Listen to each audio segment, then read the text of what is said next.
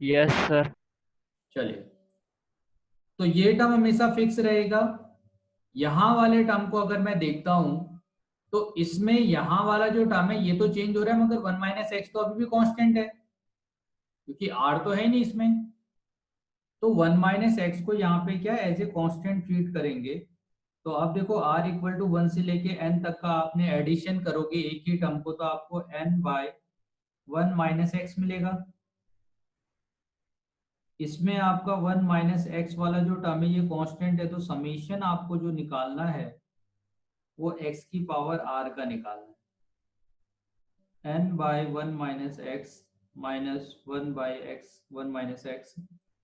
अब x की power 1 से लेके n तक का आपको समीशन निकालना है। 1 लोगे तो फर्स्ट टर्म आपका ये जीपी फॉर्म करेगा, जिसका फर्स्ट टर्म होगा x, और 1 - x⁴ number of term divided by 1 - x।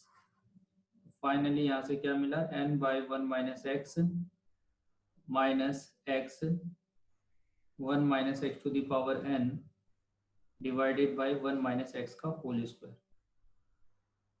ठीक है, सिंप्लीफाई कर लो इसको। 1 - x minus x divided by 1 - x का whole square plus x⁴n plus 1 divided by 1 - x का होल स्क्वायर। क्लियर है बेटे? क्या देखा हमने इस क्वेश्चन में?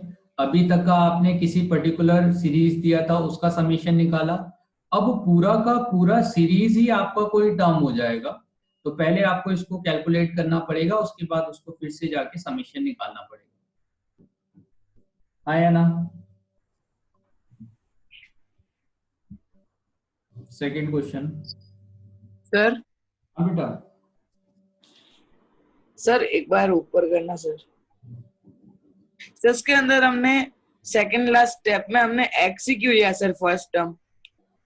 यहाँ पे r का वैल्यू कितना पुट करोगे? 1।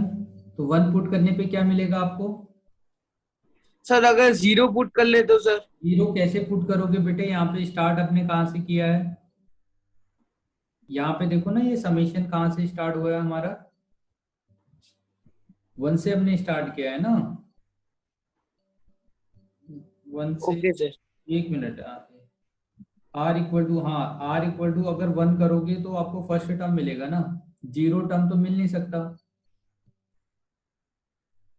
देखो ये टर्म है आपका, अगर यहाँ पे ये टी आर नहीं होता ना, ये देखो ये फर्स्ट टर्म है, ये सेकेंड टर्म है, ये थर्ड टर्म है।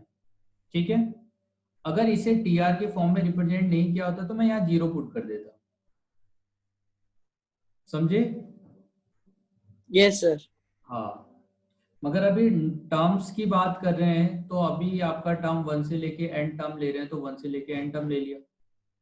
अगर आप कभी भी 0 से स्टार्ट करना चाहते हैं, वैसे तो नहीं करना चाहिए, तो आपको सम ऑफ फर्स्ट एन टर्म बोल रखा है। अब सम ऑफ एन टर्म आप 0 से लेके n - 1 तक का ले लो। ठीक है, मगर यस सर। हाँ, मगर उस केस में t0 कोई टर्म नहीं, जनरली हम लेते नहीं है, मगर उस केस में भी आपको n टर्म ही मिलेंगे। ठीक है, यस सर। तो जब भी आपको टर्म्स लेने होंगे तो आप t1 से स्टार्ट करना। नेक्स्ट क्वेश्चन है अपना, the natural number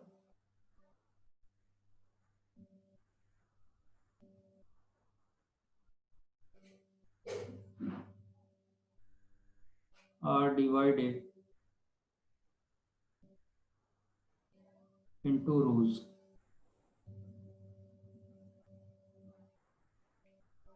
as follow। ठीक है, और टर्म है आपका, देखो 1 2 3 4,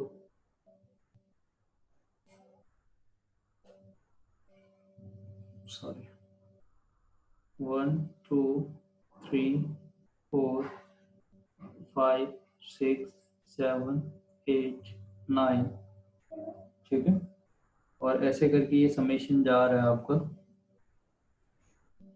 और आपसे पूछा गया कि the sum of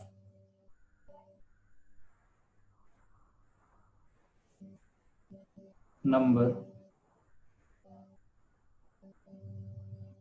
in the 10th row। ठीक है, क्वेश्चन समझ में आया क्या दिया है? देखो एक आपका सीरीज टाइप के 1 2 3 4 5 6 ऐसे करके नंबर दिए हुए हैं और आपसे ये फर्स्ट रो है, ये सेकंड है, ये थर्ड रो है, ऐसे 10th जो रो होगा उस 10th रो का आपको नंबर का सम बताना है। समझ में आया क्वेश्चन? Yes sir. ठीक है बेटे। तो अब देखो, जब आप यहाँ पे नंबर देखोगे, अब देखो स्टार्टिंग कैसे हो रही है, पहले 1 से स्टार्ट हुआ, फिर 2 से स्टार्ट हुआ, फिर किससे स्टार्ट हो रहा है? 5 से। 5 से। तो फर्स्ट नंबर जो स्टार्टिंग है वो पहला 1 है, सेकंड में 2 है, उसके बाद 5 है। ठीक है, 9 के बाद फिर सीधे क्या आ जाएगा? 10 आएगा कि नहीं? Yes sir. तो उसके बाद 10 है। तो क्या इसमें कोई पैटर्न फॉर्म हो रहा है क्या? देखो तो 1 2 5 10 में यस सर। क्या है पैटर्न? सर रैंडम पैटर्न है, 1 3 5 का गैप आ रहा है फर्स्ट इसमें digits में। कितने का गैप है? 1 का। इसमें कितने का गैप है? इसमें कितने का गैप है? 5। 5 का। अच्छा, इन दोनों में कितने का गैप है? 2 सर। आया ना?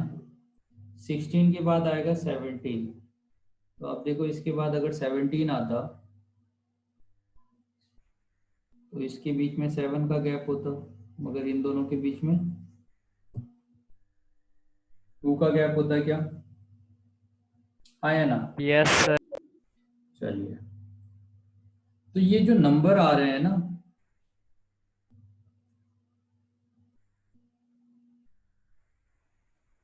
इससे आप क्या कह सकते हो कि पहले वाले में या तो आप 2 बार सीरीज ले लो, या आपको 3 कैसे मिलेगा सेकंड में, ये सॉरी 2 कैसे मिलेगा, या 5 कैसे मिलेगा। देखो एक तो कैलकुलेट करने का तरीका ये है कि भाई s इक्वल टू आपने क्या लिया, 1 plus 2 plus 3, sorry 1 plus 2 plus 5 plus 10 plus 17 ऐसे करके tn आएगा। ठीक है, इसी तरह से आपने एक दूसरा टर्म लिया, 1 प्लस 2 प्लस 5 प्लस 10, यहाँ पे tn-1 आएगा और उसके बाद आपका tn आएगा। क्लियर है बेटे? इन दोनों को सब्ट्रैक्ट करते हैं, 0 आता है, 1 आएगा, 1, फिर यहाँ पे आपका 3 आएगा, 5 7, और फिर यहाँ भी जो भी आए उसके बाद माइनस ऑफ tn आएगा। तो tn वाले टर्म को इस तरफ ले लूँ मैं, तो 1 मिलेगा। अब देखो 1 plus 3 plus 5 plus 7 plus up to यहाँ तक का, अब इस जगह से लेके यहाँ तक का कितने टर्म है बोलो तो? n term sir. n terms हैं। तो अगर n टर्म्स होंगे तो इसका मतलब मैंने ऑड नंबर का समेशन कितने टाइम्स लिया है?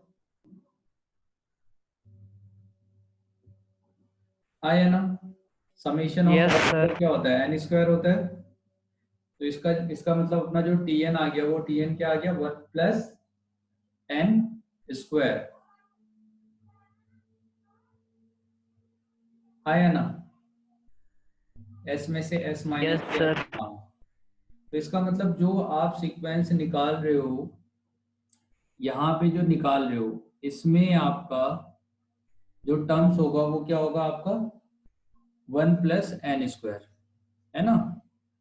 ठीक है, तो ये हो गया। अब इसमें स्टार्ट कैसे करना है वो भी आप देखो। यहाँ पे n का वैल्यू 0 पुट किया, यहाँ पे n का वैल्यू 1 पुट किया, यहाँ पे आपने n का वैल्यू 2 पुट किया, तो 2 स्क्वायर प्लस 1 कितना हो जाएगा? 5। 3 स्क्वायर प्लस 1 10 होगा, 4 स्क्वायर प्लस 1 16 17 हो जाएगा। तो इसका मतलब फर्स्ट वाला कहाँ से स्टार्ट हुआ? 0 से स्टार्ट हुआ कि नहीं? सही है। जो यस सेकंड सर। वाला रो था उसमें n इक्वल टू 1 पुट किया हमने, थर्ड वाले रो में n इक्वल टू 2 पुट किया, तो 10th वाले रो में हम क्या पुट करेंगे? 9 सर। 9 सर। ठीक है, तो इसका मतलब आपका जो फर्स्ट टर्म होगा, first term of 10th row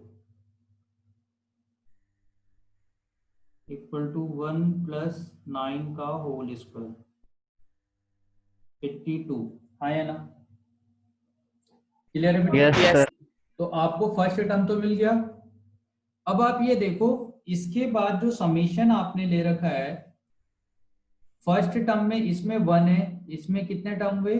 number of terms 3, इसमें 3 नंबर सर। ऑफ टर्म्स कितने हैं? 5 सर। इसमें नंबर ऑफ टर्म्स 7 सर। तो आप ये बताओ कि आपका जो ये पैटर्न है 1 3 5, ये सब ऑड नंबर है कि नहीं? Yes sir. Yes sir.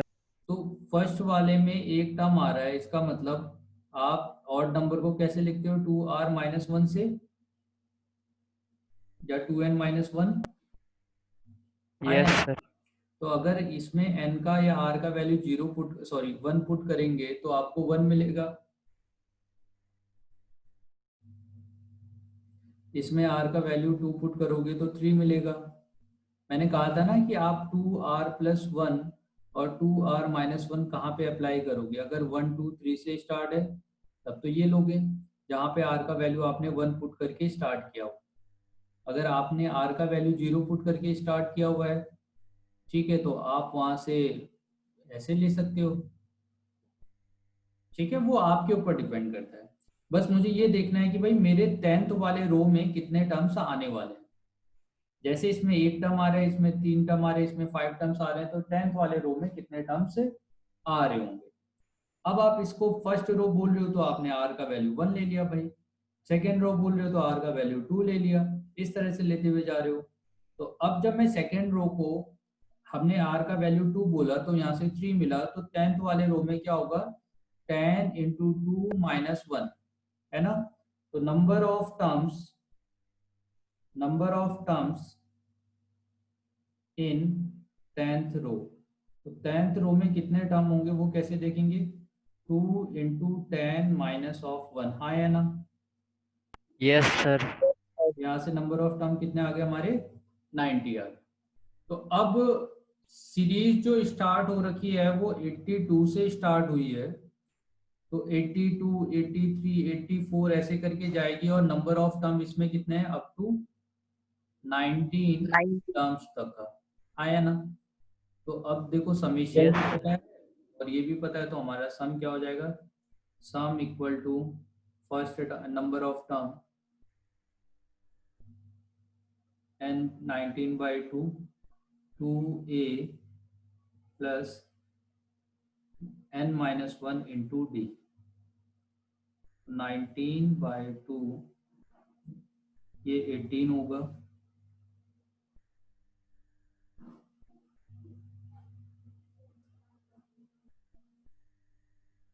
6781 divided by 2 into 19, है ना बेटे?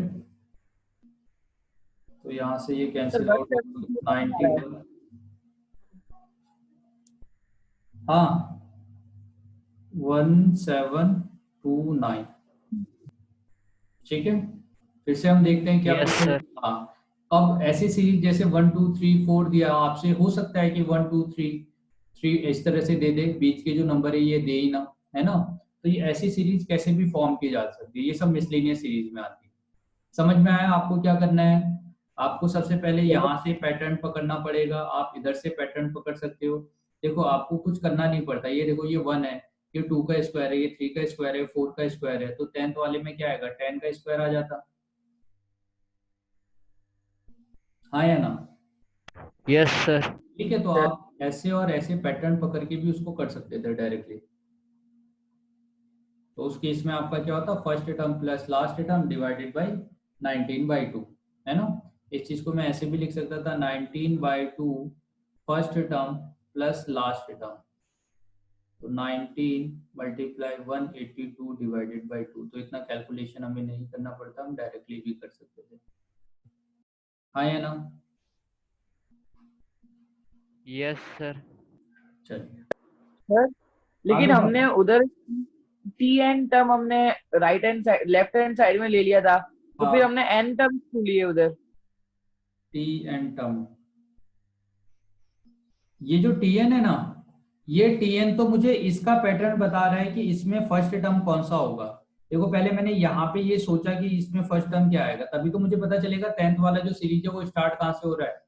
उसके लिए मैंने टी एन लिया, मैंने एक पैटर्न बनाया 1 2 5 10 और 17, ये एक पैटर्न बनाया। इस पैटर्न को जो फॉलो करेगा तो उसमें 10th वाला टर्म आएगा।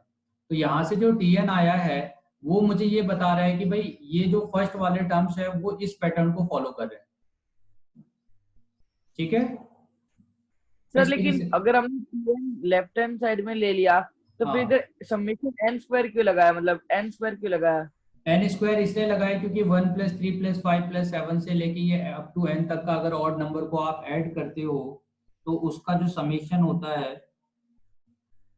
वो पर वो आपका एन माइनस तक नहीं हो रहे सर। ना बेटे ना, बिल्कुल नहीं।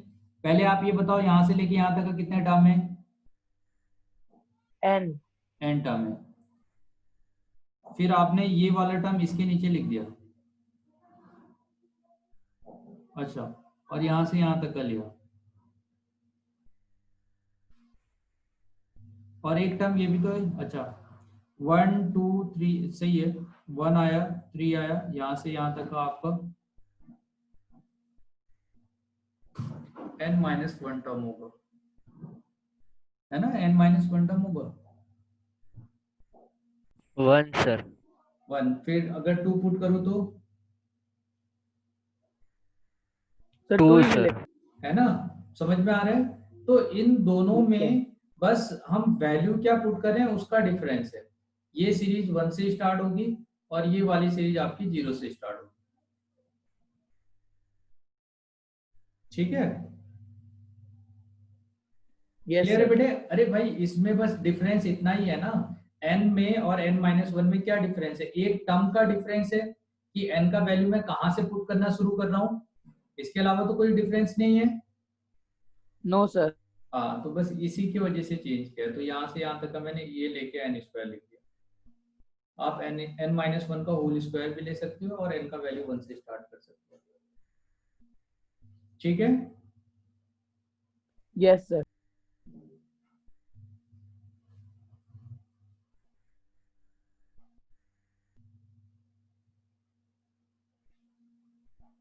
let modulus of a is less than 1, modulus of b is less than 1,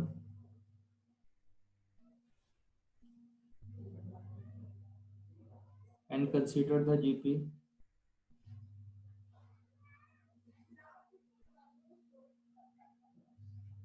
ठीक है, तो x इक्वल टू क्या है? 1 + a स्क्वायर से ये इंफिनिटी तक का जा रहा है। y इक्वल टू मैंने लिया है 1 + b स्क्वायर और ये भी इंफिनिटी तक का जा रहा है। और z है मेरा 1 + ab स्क्वायर और ये भी इंफिनिटी तक का जा रहा है। ठीक है बेटे, तो आपको लिखना है देन z इक्वल टू, आपको z रिप्रेजेंट करना है in the form of x and y। समझ में आया क्वेश्चन क्या बोला गया है? आपसे बोला यस गया है सर। कि भाई z को आप x और y के फॉर्म में रिप्रेजेंट करो। 4 ऑप्शन दे रखे हैं, जैसे x + y divided by x y - 1, इस तरह से 4 ऑप्शंस दे रखे हैं। तो आप ये देखो, यहाँ से मैं x का वैल्यू निकाल सकता हूँ। x का वैल्यू निकालने के लिए पहली बात तो ये देखो, ये सब आपका इनफिनिट सीरीज है और a और b दोनों ही लेस देन 1 है। तो लेस देन 1 है तो डायरेक्टली x जो होगा इनफाइनाइट सीरीज का सम क्या होता है? 1/1 - a। आया ना? Yes first sir. Term divided by 1 - r हो जाएगा ना बेटे डायरेक्टली। Yes sir. तो ये 1/1 - ab। अब आप ये देखो, अब यहाँ से आपको a b कब मिलेगा? जब आप a और b को मल्टीप्लाई करो। तो सबसे पहले आपको ए निकालना पड़ेगा। तो ए निकालने के लिए आपको क्या करना पड़ेगा, ऐसे लिख सकते हो। तो यहाँ से 1 minus 1 by x equal to कितना हो गया a, 1 minus b equal to क्या हो गया 1 बाई वाई। यहाँ से क्या मिला 1 by 1 minus y equal to b, ठीक है।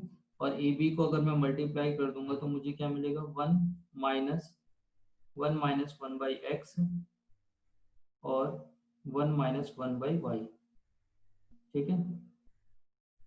तो 1 माइनस, अब इसको सॉल्व कर लो, 1 आएगा और माइनस में 1 बाई एक्स आएगा, 1 बाई वाई आएगा और प्लस 1 बाई एक्स वाई आएगा, ठीक है। तो 1 कैंसिल आउट हो गया, तो यहाँ से 1 बाई एक्स मिलेगा प्लस 1 बाई वाई मिलेगा और माइनस में 1 बाई एक्स वाई मिलेगा। तो आप देखो एलसीएम लोगे तो एक्स वाई ऊपर आ जाएगा, यहाँ वाई आएगा, यहाँ एक्स आएगा, यहाँ पे 1 आएगा, आया ना। Yes sir. Yes, sir. चलिए बेटा,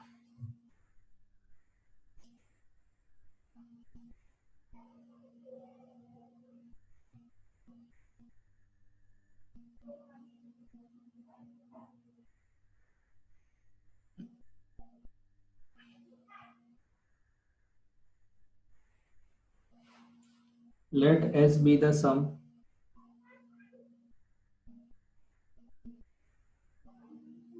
P be the product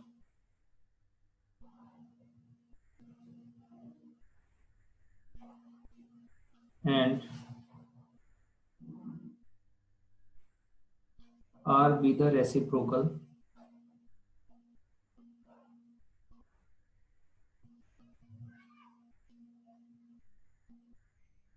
of n terms, ठीक है।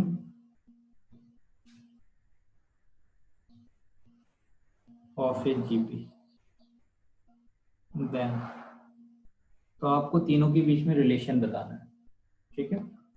ऑप्शंस जैसे दे रखे हैं, r equal to s p to the power 1 by n, r equal to s p to the power 2 by n, r equal to s equal to r p to the power 1 by n, d option है आपका s equal to r p to the power 2 by n, ठीक है। तो एक में 2 by N, एक में आपका 1 बाई एन, ऐसे करके ऑप्शन दे रखे हैं। देखो सब में क्या कॉमन है, पी की पावर में 1 बाई 2 इस तरह से लिया है। तो हम पहले कैलकुलेट करते हैं। एक जीपी है, कोई भी आप जीपी ले लो, मान लेते हैं कि कोई जीपी है जो 1 से स्टार्ट हो रखी है, सॉरी ए से स्टार्ट हो रही है। तो ऐसे एक जीपी ले लेते हैं। अगर मैं इसका सम एन टर्म तक का लेता हूँ तो first term 1 minus r to the power n by 1 minus r, ऐसा मिलेगा, हाँ या ना। Yes, sir. ठीक है। तो बेटे अभी प्रोडक्ट अगर लेते हैं, है ना, तो मान लीजिए अगर मैं प्रोडक्ट लेता हूँ एन टर्म तक का, तो क्या होगा ए आर स्क्वायर और ऐसे करके लास्ट टर्म क्या होगा a r to the power n minus 1। तो इसमें ए कितनी बार मल्टीप्लाई हुआ होगा, एन टाइम, ठीक है। अच्छा आर में क्या Yes. होगा, आर की तो पावर ऐड होगी, Yes, sir. तो आर की वैल्यू क्या लिख सकते हैं, आर टू द पावर, बोलो क्या होता है फॉर्मूला इसका, 1 से लेके एन माइनस 1 तक अगर समेशन लेता हूं तो n Into n n plus plus 1, one sir. N plus 1 divided by 2, ये क्या देगा एन माइनस 1 बाई 2, हाँ या ना। Yes, sir. अब बात करें रेसिप्रोकल की, तो रेसिप्रोकल का अगर हम टर्म लेते हैं sum of reciprocal of n term, तो 1 by a, 1 by a r, 1 by a r square, 1 by a r cube. तो ये भी जीपी है क्या, हाँ या ना। Yes, sir. फर्स्ट टर्म क्या हो गया 1 by a, 1 by r to the power number of term n divided by 1 by r. Clear है बेटा। Yes, sir. चलिए तो अब आप ये देखिए जो आपका r की पावर n दे रखा है ना, सही है, तो r की पावर n को आप सिंप्लीफाई करके ऐसे लिख सकते हो ना, r की power n minus one divided by r की पावर n, और यहाँ पे जो आपका टर्म है इसको r minus one divided by r ऐसा लिख सकते हो। तो ये 1/a और r की पावर n माइनस वन, और इस टर्म को आप अपने हिसाब से रीएडजस्ट कर सकते हो, है ना, माइनस साइन कॉमन लेके, इसमें और इसमें माइनस साइन कॉमन लेके। अब यहाँ आने वाला टर्म और यहाँ आने वाला टर्म तो एक जैसा है, इसको तो कैंसिल आउट किया जा सकता है, हाँ या ना। Yes sir. तो अब इसको कैंसिल आउट करते हैं, तो एस एन डिवाइडेड बाय अगर मैं आर एन करता हूं तो मुझे क्या मिलेगा, ए मिलेगा, ये वाला टर्म तो कैंसिल आउट हो गया, divided by 1/a r to the power n minus one. तो आप देखो एस बाय आर अगर आपने किया तो आपको ए स्क्वायर मिल रहा है, आर की पावर एन माइनस वन मिल रहा है, ठीक है। तो ये एस बाई आर हो गया। तो इस वाले टर्म को, है ना, यहाँ पे जो आपका टर्म आ रखा है, अब यहाँ पे आप देखो जो आपके पास टर्म दे रखे हैं, ये पी एन वाले को आप रीएडजस्ट कर सकते हो। मान लो आपने पी का होल स्क्वायर किया तो आपको ए की पावर एन का होल स्क्वायर मिलेगा और आर की power n n minus one मिलेगा, टू हट जाएगा। तो अब इसमें ए स्क्वायर मैंने इसकी वजह से किया क्योंकि यहाँ पे ए स्क्वायर आ रहा है और आर की पावर एन माइनस वन। तो क्या इन दोनों में से n कॉमन लिया जा सकता है ना, यहाँ पे भी n है, यहाँ भी n है। Yes sir. तो आप बताओ बेटे, ये वाला जो वैल्यू है ये तो s बाई आर है, s बार आर की पावर n इक्वल टू क्या होगा आपका पी स्क्वायर के। क्लियर है कि नहीं। Yes sir. तो यहाँ से आप देखो, अगर मैं इसका नेक्स्ट स्टेप लिखूं तो नेक्स्ट स्टेप आपका क्या हो जाएगा, इसमें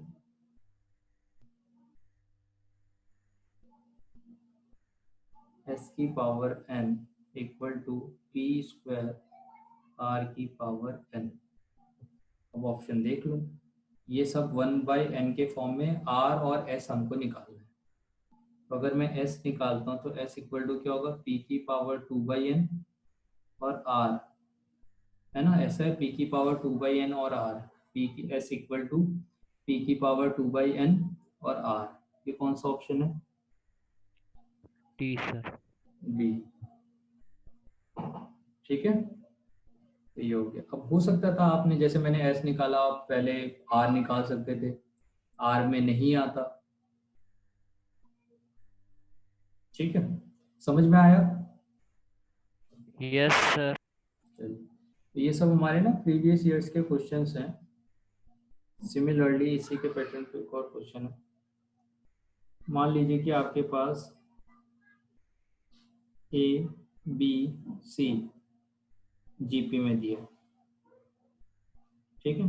तो ए बी सी जीपी में दे रखा है और ए की पावर एक्स दिया है, बी की पावर वाई दिया है और सी की पावर जेड। कभी भी आपको इस तरह का कोई एक्सप्रेशन देगा ना, ठीक है, तो आप क्या करोगे,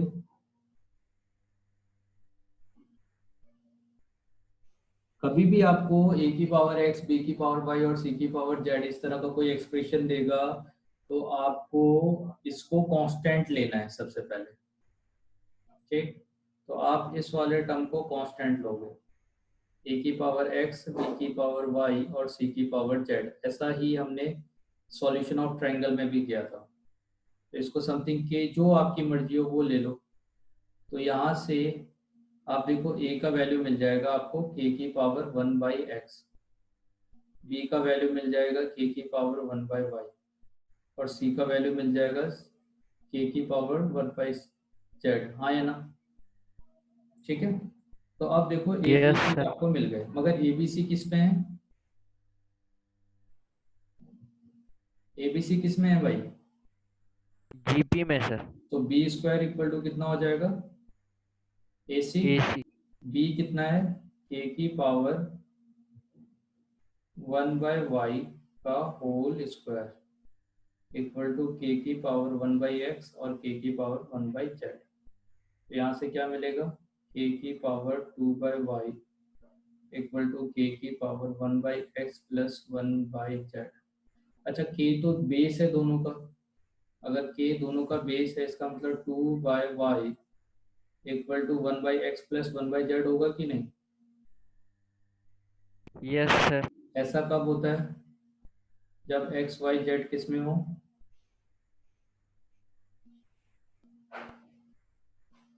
बोलो। एपी में सर। HP में होगा तो होगा ना, AP में तो yes x sir. Plus AP में क्या होता है, x plus Z equal two divided by 2 कर दे तो y हो जाता, सॉरी z कर दे तो y हो जाता। AP में ये है, दोनों नंबर को ऐड कर देते हैं। मगर रेसिप्रोकल कब होता है? जब HP होगा, आया ना? Yes sir.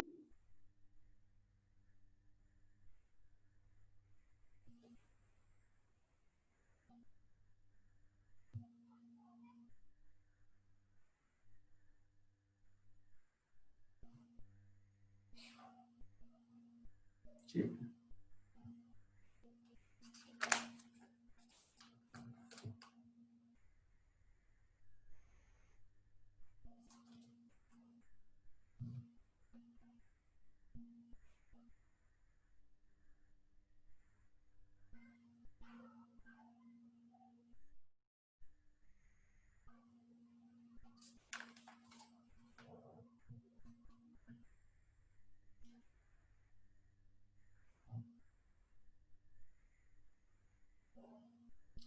नेक्स्ट क्वेश्चन है अपना,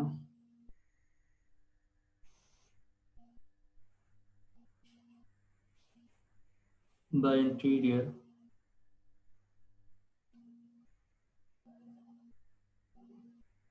angles of a convex polygon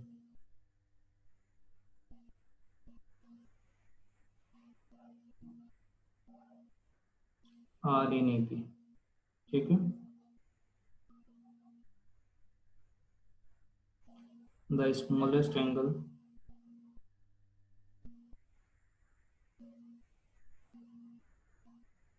is 120 and the common difference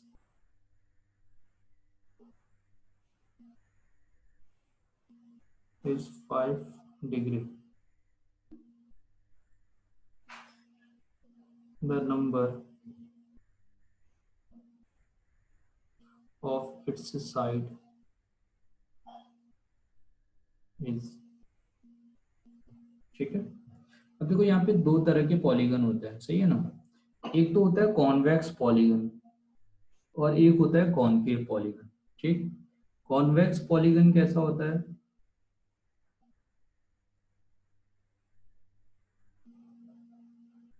ऐसा। ठीक है, कॉनकेव पॉलीगन कैसा होता है?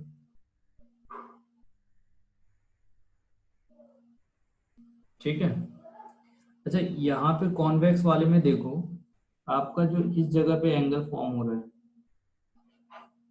सही है, वो सब ऑब्ट्यूज एंगल होगा, आया ना? Yes sir. यहाँ पे क्या होगा? क्लियर है? तो ऐसे जो पॉलीगन होते हैं, सही है, जहाँ पे एक्सटीरियर एंगल, सही है, वो आपका, आप ऐसा भी कह सकते हो कि कॉन्वेक्स वाले में इंटीरियर जो एंगल है वो आपका हमेशा लेस देन 180 होगा, मगर यहाँ पे 180 से ज्यादा कंसिडर किया जाता है। ठीक है, सही है ना? तो या आप ऐसा कह सकते हो कि एक्सटीरियर जो एंगल फॉर्म हो रहा है वो एंगल आपका यहाँ पे इस जगह पे आपका ऑब्ट्यूज होगा, मगर इस जगह पे आपका क्या होगा, हमेशा एक्यूट होगा। तो at least one angle of the polygon is acute, then the polygon is known as concave polygon. ठीक है, तो ये आपका कॉनकेव पॉलीगन है। अभी बाद में जाके आप कॉनकेव कॉन्वेक्स पढ़ोगे, शायद आपने पढ़ा भी होगा 10th क्लास में। तो यहाँ पे क्या है, ये कॉन्वेक्स पॉलीगन। ठीक है, ये कॉन्वेक्स पॉलीगन है। अब क्या है कि इस तरह का जो पॉलीगन है, इस पॉलीगन में आपको क्या बताना है, आपसे क्या रखा है कि interior angle of a convex polygon are in AP, ये जितने भी एंगल है वो सब एपी में है, और स्मॉलेस्ट एंगल 120 दे रखा है और कॉमन डिफरेंस है 5। अब आपको बताना है नंबर ऑफ साइड कितनी होगी। अच्छा, अब ये बताओ कि किसी पॉलीगन में, जैसे ये पॉलीगन है, इस पॉलीगन में जो आपका एंगल होगा, समेशन ऑफ एंगल, क्या वो चेंज होता है हमेशा? वो तो नंबर ऑफ साइड के हिसाब से चेंज होता है। अच्छा, ट्रायंगल में यस इंटीरियर एंगल का सम कितना होता है टोटल? 180 डिग्री, अच्छा, रेक्टेंगल में कितना होता है? 360।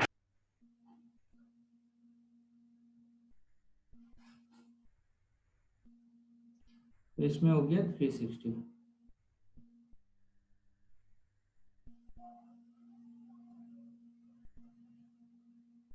इसके बारे में पता है कुछ आपको पेंटागन के?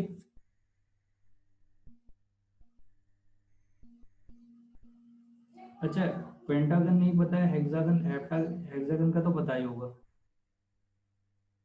इसमें कितना होता है? यस सर, है ना? Yes sir. चलिए, तो अब आप ये देखो, इसका मतलब क्या है, पॉलीगन की साइड जैसे जैसे वेरी करते हुए जा रही है, उस हिसाब से इसका जो इंटीरियर एंगल का समेशन है वो भी चेंज हो रहा है।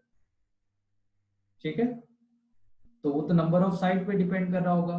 तो अब इसके लिए क्या है, एक फॉर्मूला है कि summation of interior angle, the sum of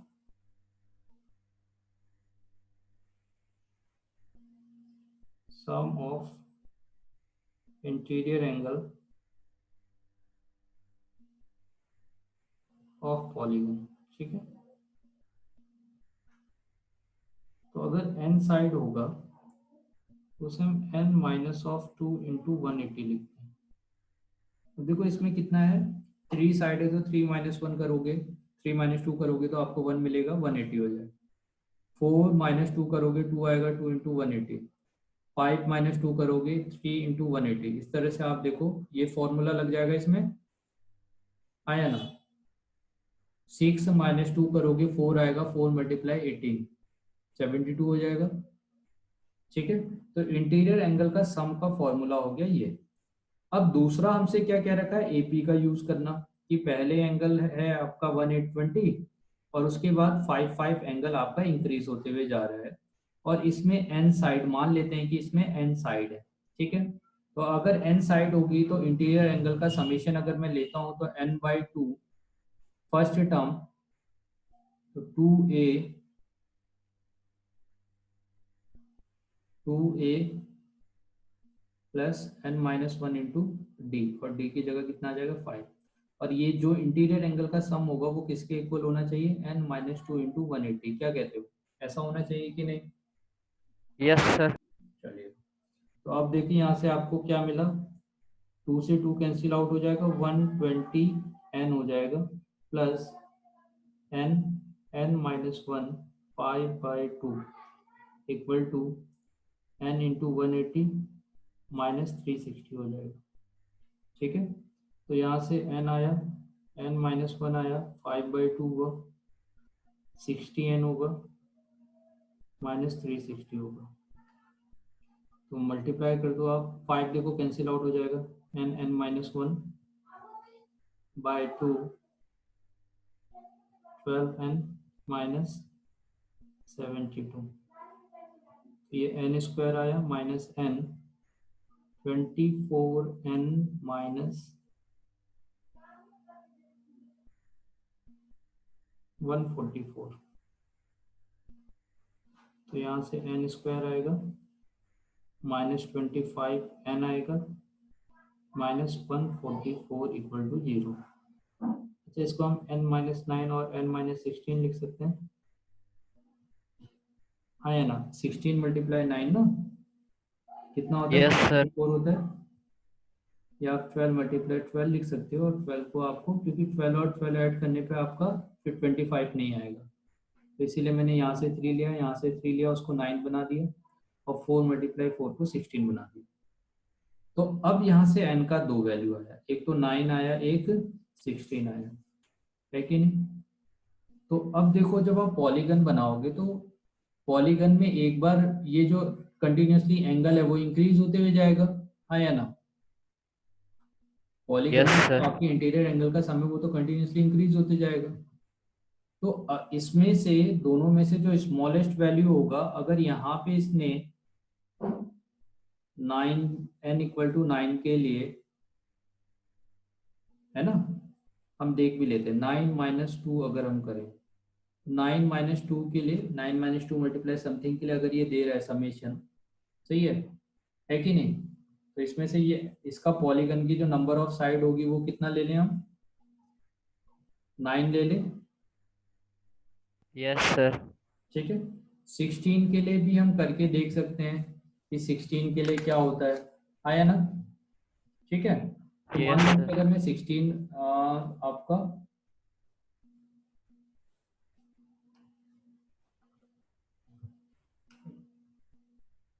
16 put कर देते हैं, तो यार 16 पुट करने पे क्या होगा हम देखते हैं दोनों में ना। इसमें 120 एंगल आ रहा है, टी ऑफ लास्ट टर्म देखते हैं, टी ऑफ 16 तो कितना होगा 120 प्लस 16 टर्म, तो n माइनस 1 इंटू डी। देखो मैं क्या कर रहा हूँ, मैंने क्या किया, यहाँ पे नंबर ऑफ साइड दे रखी है 9, तो सबका एंगल कंटिन्यूसली 120 होगा, 125 ऐसे करके धीरे धीरे करके इंक्रीज होते जाएगा। तो मैं देख रहा हूँ कि भाई T9 में और 16 जो लास्ट एंगल होगा वो कितना होगा, तो 9 माइनस 1 इंटू डी, ऐसा कर सकते हैं, यहाँ पे 5 हो जाएगा, सही है। तो अब डिफरेंस देखो क्या है, ये 120 प्लस 15 इंटू 5 में 75 होगा, ये 120 प्लस 40 होगा, इसने तो 160 एंगल दिया। अच्छा ये एंगल आप देखो ये कितना हो जा रहा है आपका, 60 ऐड कर दोगे तो आपका 180 हो जाएगा, और 15 और ऐड कर दोगे तो 195, sir. 195।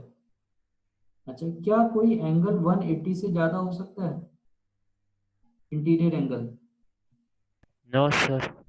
कॉन्वेक्स के केस में? हाँ, कॉन्वेक्स के केस में, इस केस में हम बात करें, हाँ इस वाले में, इसकी बात नहीं करें, इसमें तो हो सकता है, मगर इसमें इसमें आपका मैक्सिमम एंगल 180 भी जनरली नहीं होता, 180 से कम ही होना चाहिए था।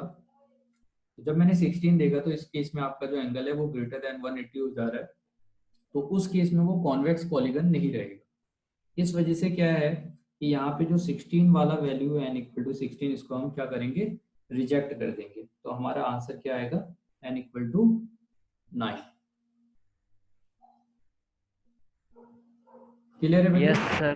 समझ में आया? Yes, sir. चलिए बहुत बढ़िया।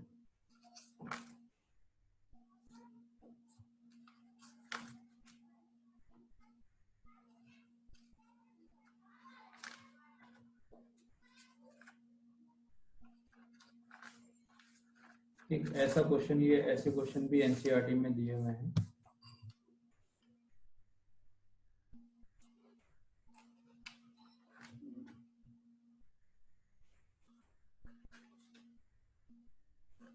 अच्छा एनसीईआरटी में क्वेश्चन दिया हुआ है, इसकी बात आपको a की पावर m प्लस b की power n divided by a की पावर m b की पावर n दिया हुआ है, ठीक है।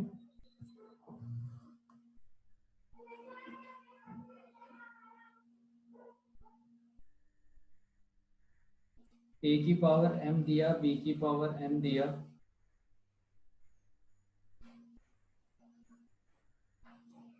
नहीं इसको आप ऐसे लिखो,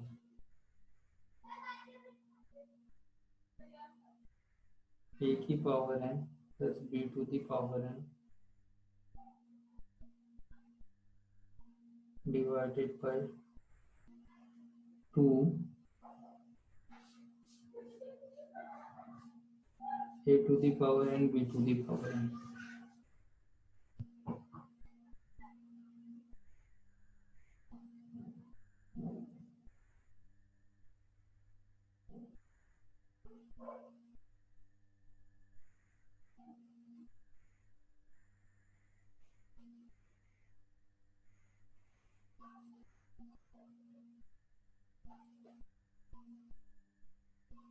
तो n का वैल्यू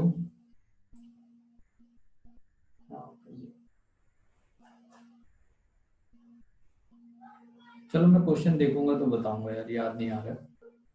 उसमें आपको n का वैल्यू बताना था जिससे वो AP और GP फॉर्म हो गया। आपको NCERT देखोगे ना, उसमें ऐसा एक क्वेश्चन मिलेगा। Okay sir.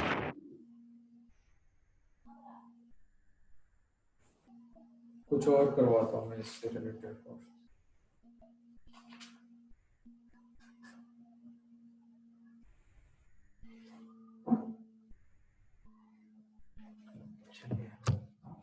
एक सीरीज है, आपसे कह रखा है द सम ऑफ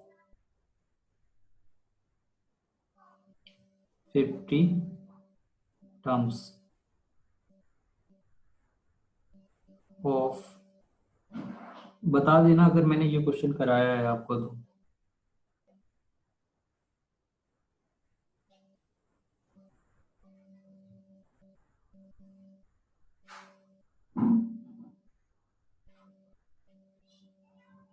कराया तो नहीं है ना?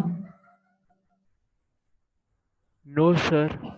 ठीक है, तो आपसे कह रखा है कि द सम ऑफ 50 टर्म्स, ये शो नहीं है, ये 50 लिखा हुआ है हमने। आपका sum of 50 terms of 1 by 3 by 1 square, 5 by 1 square 2 square plus 7 by 1 square 2 square 3 square. ठीक है, इस तरह का टर्म दिया है। तो अच्छा, सबसे पहले ऐसे क्वेश्चन को सॉल्व करने के लिए हमें कौन सा टर्म निकालना पड़ता है? Tn निकालना पड़ता है क्या? Yes sir. ठीक है, तो अब मुझे ये बताओ कि इसका Tn क्या आएगा। यहाँ पे 3 है, 5 है, 7 है, तो इसका Tn पे क्या आएगा ऊपर?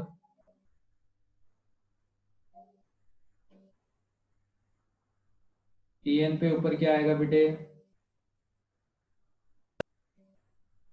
n+2 sir. n+2 से होगा। n+2 डिवाइडेड बाय समथिंग आएगा ना सर। ये क्या है? 3 क्या है? सर। ये कैसे नंबर है? किस टाइप के नंबर है? Odd sir. ऑड है। ऑड नंबर को कैसे रिप्रेजेंट करते हैं हम? 2n+1।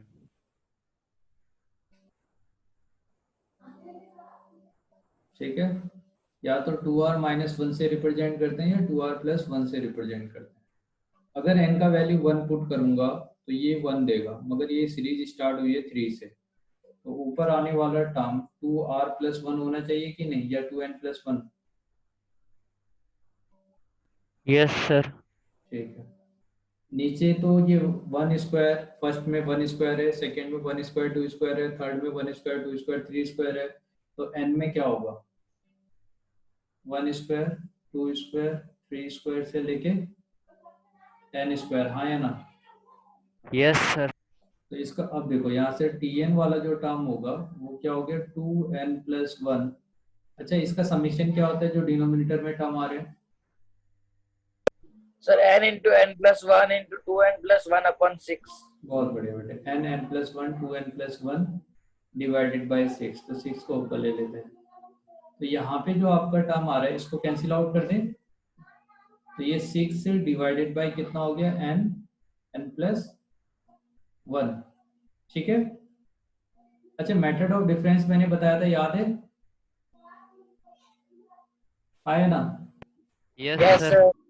तो इस Tn वाले टर्म को आप ऐसे लिख सकते हो ना, n+1 minus n divided bye n+1। तो ये क्या हो जाएगा? 1/n minus 1/n+1। ठीक है, अब समीशन लगा लो इसमें, समीशन ऑफ Tn, जहां तक आपसे सम कह रखा है 50 टर्म तक का कह रखा है, तो फर्स्ट टर्म यहाँ पे क्या होगा? 1 पुट करोगे तो 1 माइनस 1/2, फिर आप 2 पुट करोगे तो 2 माइनस 3, और 6 सब में आएगा।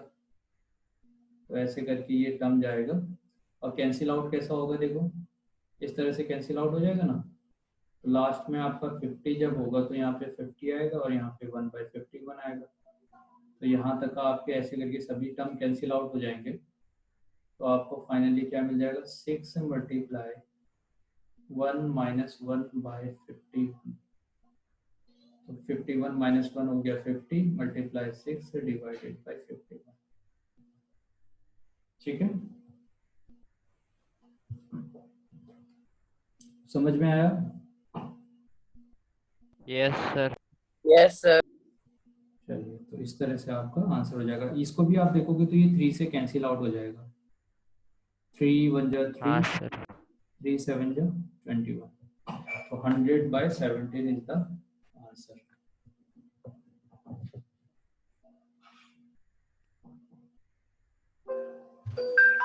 एक सेकेंड, आपकी दूसरी क्लास कब से है? 11:45 से सर। 45 से।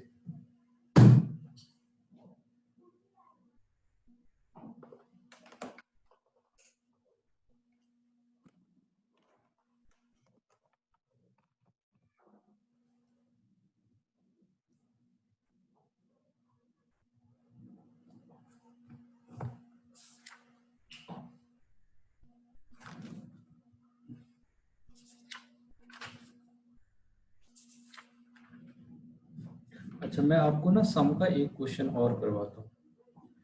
जब आप ये देखो, कहाँ तक आप पढ़ गए? क्वेश्चन नंबर 5 6 7,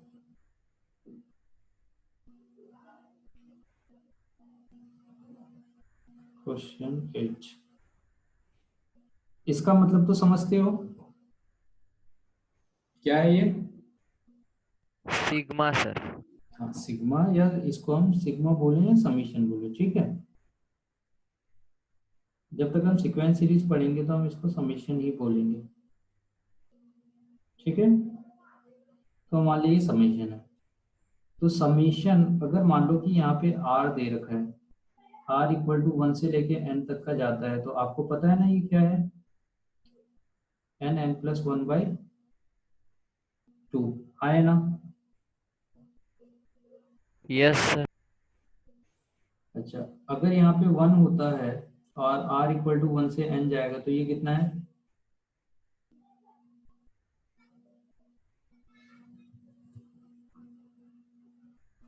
कितना है बेटे? अरे भाई, 1 दिया है, r इक्वल टू 1 से लेके n तक का है, 1 सर। कितना आएगा? बोलो। एन आएगा सर। n आएगा, राइट। 1 + 1 + 1 n टाइम होगा तो ये n आ जाएगा, ठीक है। अब क्या है कि इन दोनों ही समेशन को मैं एक साथ रिप्रेजेंट कर सकता हूँ।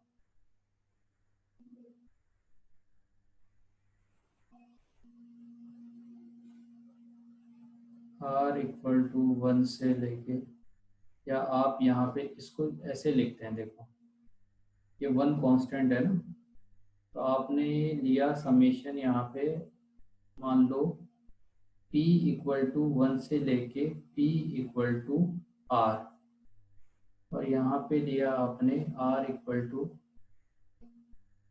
ठीक है। पहले मैं p समेशन लगा दिया, एक समेशन लगाया, और फिर आपने दूसरे में लगा दिया r इक्वल टू 1 से लेके, ठीक है, r इक्वल टू n, ठीक है बेटे, समझ में आया क्वेश्चन? कितना समेशन लगाया हमने? 2, ठीक है। Yes sir. तो जो मैंने यहाँ पे 2 अलग अलग प्रोसेस किए हैं उसको मैं एक साथ भी कर सकता हूँ। पहला समीशन मेरे से कह रहा है कि 1 को 1 से लेके r टाइम तक का ऐड करो, तो अगर मैं इसको r टाइम तक का ऐड करूंगा तो ये 1 + 2 + 3 से लेके r हो जाएगा कि नहीं? सॉरी, 1 1 1 1 r टाइम ऐड करोगे तो r हो जाएगा, यस सर। और फिर r 1 से लेके n तक का ऐड करोगे तो वो क्या हो जाएगा? n+1 डिवाइडेड बाय 2, आया ना? Yes sir. ठीक है, तो ये है। अब क्या किया जाता है, कई बार ना क्वेश्चन को चेंज कर दिया जाता है। जो मैंने r इस तरह से लिया, इसी की जगह पे आपसे बोल दिया जाएगा फाइंड सही है, और 2 समीशन लगा दिए जाएंगे, कुछ नहीं बोला जाएगा और ऐसे करके 2 समीशन लगा दिया जाएगा। और ऐसा एक प्रीवियस ईयर में क्वेश्चन भी आया हुआ है, तो मैं दिखा दूं।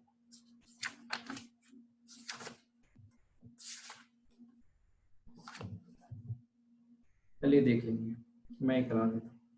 तो r इक्वल टू 1 1 ऐसे करके 2 समीशन लगाए, यहाँ पे 1 दे रखा है, ठीक है, और दोनों ही 1 से n तक का। जब भी ऐसे करके दिया होगा ना, तो आप ये मान के चलोगे कि कुछ नहीं बोला है, तो ये समीशन कहाँ से कहाँ बोला गया है, 1 से n तक का। ठीक है बेटे, तो पहला वाला समीशन आपको क्या देगा, n देगा, और दूसरे में n को 1 से लेके n तक का ऐड करोगे, है ना। तो जैसे यहाँ पे r को ऐड किया था, तो वो क्या होगा, n की जगह 1 2 3 4 से पुट करोगे तो वो क्या देगा, सेम ही देगा, n plus 1 divided by 2। Clear है। तो कई बार ना ऐसा नहीं देके वो डायरेक्टली कैसे लिखते हैं, 2 बार समीशन लगा देते हैं। सही है। Yes sir. अब आप देखो, इसी समीशन को हम ऐसे भी लिख सकते हो, यहाँ पे मैंने i लिखा है, i इक्वल टू 1 से लेके n। कई बार क्या होता है, अभी तक का क्योंकि हम r में सॉल्व करने के हैबिचुअल हैं, तो ऐसे दे देते हैं ना, तो हमें थोड़ा टेंशन होने लग जाता है, भाई i क्यों दे दिया। ठीक है, तो अब ये i इक्वल टू 1 से लेके n तक का आपको दे रखा है, तो मैं जानता हूँ i है, तो यहाँ पे 1 2 3 4 ऐसे पुट करेंगे, तो ये भी क्या होगा, n प्लस 1 डिवाइडेड बाई आपका 2 हो जाएगा। कई बार क्या होता है, आपको समीशन देगा, समीशन ऑफ ए आई बोला गया, आई इक्वल टू 1 से लेके n बोला गया, तो ये समीशन जो आई वाला है, तो आई वाले समीशन में आपका कोई दूसरा टर्म भी दे जाए। ठीक है, जैसे मान लो इसके साथ में मुझे दिया b ऑफ j, आई दिया और j दिया। अब क्योंकि एक समीशन में i का वैल्यू बार बार चेंज हो रहा है, मगर j तो इसमें है ही नहीं, अगर j इसमें नहीं है तो यहाँ पे जो bj होगा, bj is considered or treated as constant।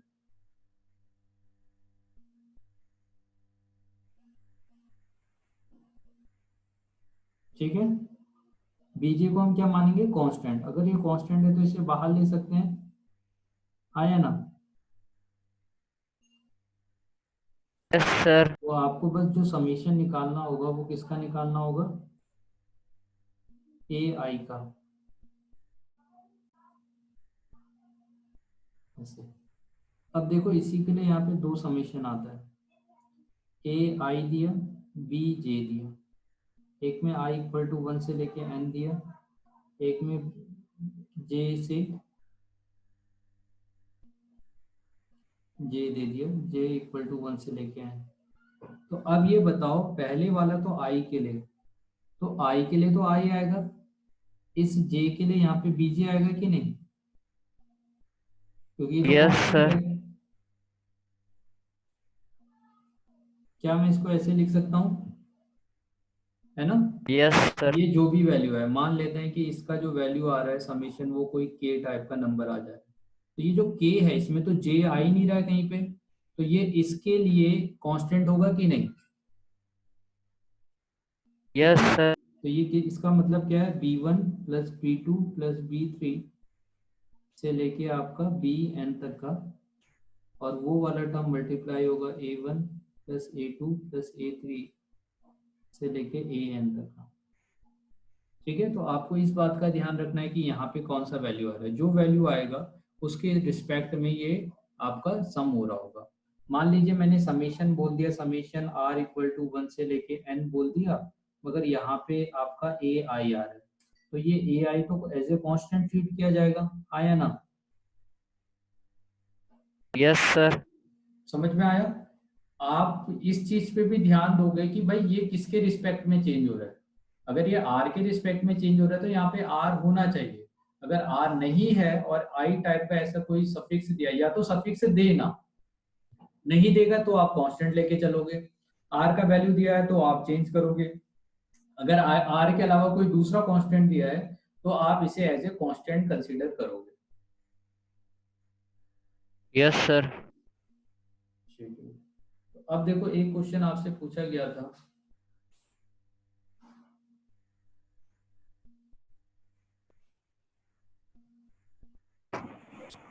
Summation summation summation 1, question समझ में आया? कितनी बार सम लगा है? 3 बार। 3 बार सर। तो पहली बार समीशन क्या देगा? n देगा। n into n plus, yes sir. Second वाले में क्या देगा? n प्लस 1 डिवाइडेड बाय 2, और इसको हम n square plus n divided by 2, 2 तो कांस्टेंट है तो इसको बाहर ले लो। ये क्या हो गया? समीशन ऑफ n स्क्वायर और summation of n, 1/2 n plus 1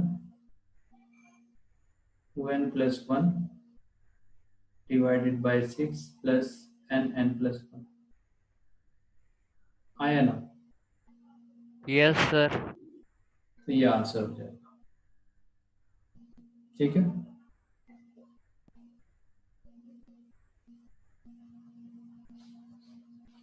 next question.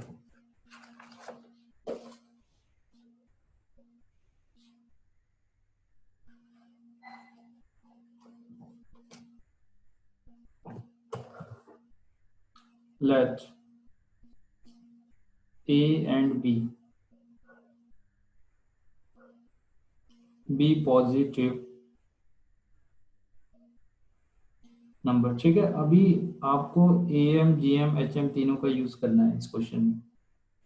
आपसे कह रखा है कि if A, A1, A2, B are in AP, ठीक है, ये AP में A, G1, G2 और B are in GP and A, H1, H2, B are in HP। ठीक है, तो आपसे कह रखा है सो डैट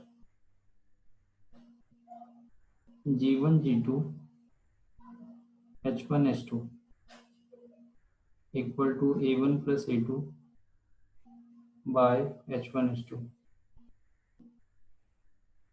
ठीक है। अच्छा, आपको कुछ याद आ रहा है? एडिशन ऑफ AP क्या होता है? अच्छा, A1 प्लस A2 कितना होगा बोलो बेटे? 2 times of A plus B divided by 2 होगा कि नहीं?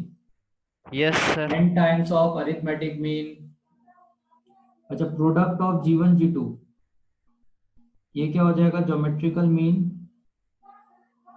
की पावर n। मगर यहाँ पे 2 ही दे रखे हैं तो यहाँ पे कितना आ जाएगा? 2 सर। 2। अच्छा, 1/H1 प्लस 1/H2 कुछ याद आ रहा है? 2 डिवाइडेड बाय हार्मोनिक मीन, ऐसे ही था। Yes sir. तो इन दोनों का हार्मोनिक मीन कितना होगा? 2AB bye A plus B। तो अब ये देखो, तीनों चीजें मिल गई आपको। G1, G2 पता है, तो G1, G2 तो AB मिल गए। ठीक है, A1, A2 भी मिल गए, है ना? यहाँ से 2 से 2 कैंसिल आउट हो गया। तो इस वाले टर्म को आप G1, G2 divided by A1, A2 लिख सकते हो। तो G1, G2 bye A1, A2 अगर मैं करता हूँ तो ये AB डिवाइडेड बाय क्या हो जाएगा? A1, A2 क्या है? A प्लस B है। आया ना? Yes sir. Yes sir. और अब ये देखो H1 H2 divided by H1 plus H2, वो तो यहाँ से मिलेगा। अब वो क्या देगा? H2 plus H1 divided by H1 H2, तो इसका रेसिप्रोकल है बस। तो आप देखो यहाँ से 2 से 2 कैंसिल आउट हुआ, ये A plus B divided by AB है। इसका रेसिप्रोकल करेंगे तो मिल जाएगा ना ये yes AB sir. Divided by A plus B। ये दोनों इक्वल है कि नहीं? Yes sir. यस। ठीक है, तो अभी आपने वहां पे जो nth पढ़ा हुआ है उसको अच्छी तरह से याद रखना है ताकि आप आगे उसका यूज कर पाओ। तो बेटा आपको सीट दी गई है सीक्वेंस सीरीज से रिलेटेड, यस सर। तो आप अब उसको सॉल्व करना स्टार्ट कर दो। ठीक है, ओके सर। चलिए इतना ही करते हैं बेटे आज। Bye bye. किसी को कोई डाउट बाय है? सर। क्या सर? किसी को कोई डाउट है किसी क्वेश्चन में?